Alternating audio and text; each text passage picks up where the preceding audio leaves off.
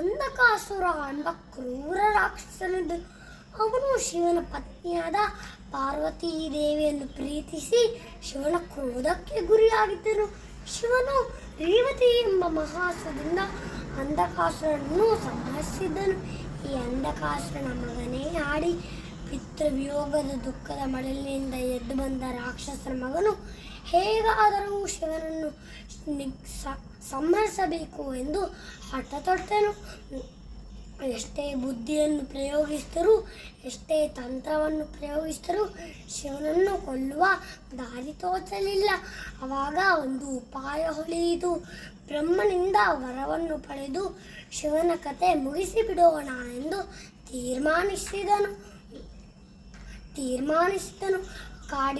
ಕಾಡಿಗೆ ಹೋಗಿ ಪುಣ್ಯ ಸ್ನಾನ ಮಾಡಿ ಪರ್ವತದ ಎತ್ತರ ಶಿಖರವನ್ನು ಏರಿದನು. 4 ಸುತ್ತಲೂ ದಗದಗನೆ ಬೆಂಕಿ ಉರಿಯುವಂತೆ ಮಾಡಿದನು.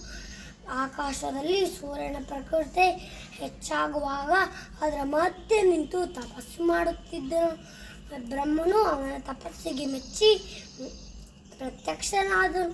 ಅಯ್ಯ, ತಪಸ್ಸನ್ನು ಬಿಡು, ಬೇಕಾದ ವರವನ್ನು ಕೇಳು ಎಂದು ಹೇಳಿದನು. ದೇವ, ನನಗೆ ಮರಣವೇ ಬಾರದ ವರವನ್ನು ಕೊಡು ಎಂದು ಬೇಡಿಕೊಂಡನು.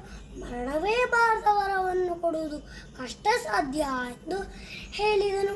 ಹಾಗಾದರೆ ನನ್ನ ನಿಜರೂಪವನ್ನು ನಾನು ಮರೆಸಿದಾಗ ಮಾತ್ರ ನನಗೆ ಸಾವು ಬರಲಿ ಎಂದು ಬೇಡಿಕೊಂಡನು. ತಥಾಸ್ತು ಎಂದರು. ಆಡಿಯೂ ಶಿವನನ್ನು ಕೊಲ್ಲುವ ಸಂದರ್ಭಕ್ಕೆ ಕಾಯುತ್ತಿದ್ದರು.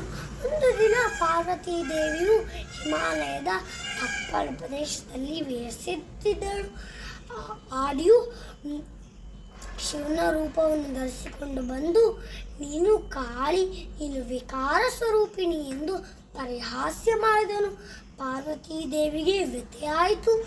ಎಂದೂ ಪರಿಹಾಸ್ಯ ಮಾಡದ ಶಿವ ಏಕೆ ಪರಿಹಾಸ್ಯ ಮಾಡಿದ ಎಂದು ಅವಳಿಗೆ ಪ್ರಶ್ನೆ ಕಾಡತೊಡಗಿತು. ಅವಳ ಆಪ್ತ ಸಖಿ ಕುಸುಮಾ ಮೋದಿನಿಯನ್ನು ಶಿವನ ಬೆಂಗಾವಳಿಗೆ ಏರಿಸಿದಳು.